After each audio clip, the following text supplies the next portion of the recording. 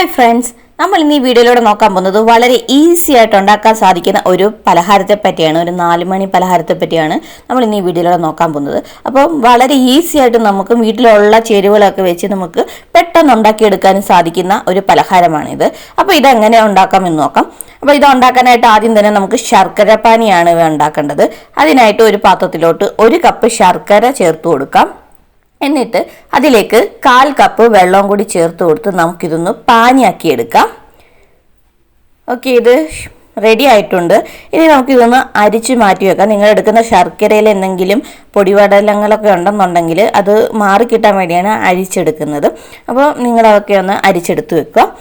ഇനി നമുക്ക് അടുത്തതായിട്ട് വേണ്ടത് ഏത്തക്കയാണ്. ഞാനിവിടെ ഒരു 3 പഴുത്ത ഏത്തക്ക എടുത്തിട്ടുണ്ട്. അപ്പോൾ ഇതിൻ്റെ തൊലിയൊക്കെ കളഞ്ഞ് നമുക്കൊരു പാത്രത്തിലോട്ട് ഇട്ട് കൊടുക്കാം. എന്നിട്ട് നമുക്കിത് ചെറുതായിട്ടൊന്ന് അരിഞ്ഞെടുക്കാം. എന്നിട്ട് നമുക്ക് ഈ അരിഞ്ഞ ഏത്തക്കയെ ചെറുതായിട്ടൊന്ന് മാഷ് ചെയ്തെടുക്കേണ്ടതാണ്. നല്ലതായിട്ടൊന്നും മാഷ് ചെയ്യേണ്ട ആവശ്യമൊന്നുമില്ല. ചെറുതായിട്ട് ചെറിയ രീതിയിൽ ഇത്തരത്തിലൊന്ന് മാഷ് ചെയ്തെടുക്കാം. ഓക്കെ, അപ്പോൾ അത് റെഡി ആയിട്ടുണ്ട്. ഓക്കെ, അങ്ങനെ നമ്മൾ ഏത്തക്ക ഒന്ന് ചെറുതായിട്ട് മാഷ് ചെയ്തെടുത്തു. ഇനി ഇതിലേക്ക് നമ്മൾ നേരത്തെ റെഡിയാക്കി വെച്ചിരിക്കുന്ന ശർക്കര പാനി ചേർത്ത് കൊടുക്കാം. എന്നിട്ട് ഇതിലേക്ക് 1/2 ടീസ്പൂൺ ഏലക്കാപ്പൊടി, 1 പിഞ്ച് ഉപ്പ്, ഇതും കൂടെ ചേർത്ത് നന്നായിട്ടൊന്ന് മിക്സ് ചെയ്യാം. ഓക്കെ, ഇത് മിക്സ് ആയിട്ടുണ്ട്. ഇനി നമുക്കിതിലേക്ക് ഗോതമ്പ് പൊടിയാണ് ചേർത്ത് കൊടുക്കേണ്ടത്. ഞാനിവിടെ 1 കപ്പ് ഗോതമ്പ് പൊടി എടുത്തിട്ടുണ്ട്. ഈ ഗോതമ്പ് പൊടി ഒറ്റയടിക്ക് ചേർത്ത് കൊടുക്കാതെ കുറേശ്ശെ ചേർത്ത് കൊടുക്കാം. അപ്പോൾ ആദ്യം 1/2 പോർഷൻ ചേർത്ത് കൊടുക്കാം. എന്നിട്ട് നന്നായിട്ടൊന്ന് മിക്സ് ചെയ്യാം. ഓക്കെ, അത് മിക്സ് ചെയ്തെടുത്തു. എന്നിട്ട് ബാക്കിയുള്ള പോർഷനും കൂടെ ചേർത്ത് കൊടുത്ത് നമുക്ക് ഗോതമ്പ് പൊടി ഒന്ന് മിക്സ് ചെയ്തെടുക്കാം. ഓക്കെ, ഈ പരുവത്തിൽ നമുക്ക് ലഭിച്ചിട്ടുണ്ട്. നിങ്ങളുടെ ബാറ്റർ ഇനി ടൈറ്റ് ആവുകയാണെന്നുണ്ടെങ്കിൽ കുറച്ച് പാലും കൂടെ ഒക്കെ ചേർത്ത് കൊടുത്ത് നിങ്ങൾക്കിതൊന്ന് ഈ പരുവത്തിൽ ലൂസ് ചെയ്തെടുക്കാവുന്നതാണ്. ഓക്കെ, എൻ്റെ ബാറ്റർ ഇവിടെ റെഡി ആയിട്ടുണ്ട്. ഇനി നമുക്കിതിലേക്ക് കുറച്ച് നട്ട്സ് ചേർത്ത് കൊടുക്കാം. നിങ്ങൾക്ക് ഇഷ്ടമുള്ള ഏത് നട്ട്സ് വേണമെങ്കിലും ചേർത്ത് കൊടുക്കാവുന്നതാണ്. ഞാനിവിടെ കാഷ്യൂ ആണ് എടുത്തിരിക്കുന്നത്. ഒരു 2 ടേബിൾ സ്പൂണോളം കാഷ്യൂസ് വരും. ഇതിന് അളവൊന്നുമില്ല, നിങ്ങളുടെ ഇഷ്ടത്തിന് നമുക്ക് ചേർത്ത് കൊടുക്കാവുന്നതാണ്. ഓക്കെ, ഞാൻ കാഷ്യൂം കൂടി ഇട്ട് കൊടുത്തിട്ട് നന്നായിട്ടൊന്ന് മിക്സ് ചെയ്യുകയാണ്. ഓക്കെ, അങ്ങനെ നമ്മുടെ മിക്സിങ് എല്ലാം കഴിഞ്ഞു. ഇനി നമ്മൾ ചെയ്യേണ്ടത് ഇത് നമുക്ക് ആവിയിൽ വെച്ച് വേവിച്ചെടുക്കുകയാണ് വേണ്ടത്. അപ്പോൾ നിങ്ങളുടെ കയ്യിൽ കേക്ക് ടിൻ പോലുള്ള പാത്രം ഉണ്ടെന്നുണ്ടെങ്കിൽ നിങ്ങൾക്ക് അത് യൂസ് ചെയ്യാവുന്നതാണ്. എൻ്റെ കയ്യിൽ ഈ ഒരു പാത്രമേ ഉള്ളൂ ഇവിടെ. അപ്പോൾ ഈ ഒരു ചെറിയ പാത്രം എടുക്കുന്നതുകൊണ്ട് തന്നെ എനിക്ക് 2 പ്രാവശ്യമായിട്ട് ഇത് വേവിച്ചെടുക്കേണ്ടതായിട്ടുണ്ട്.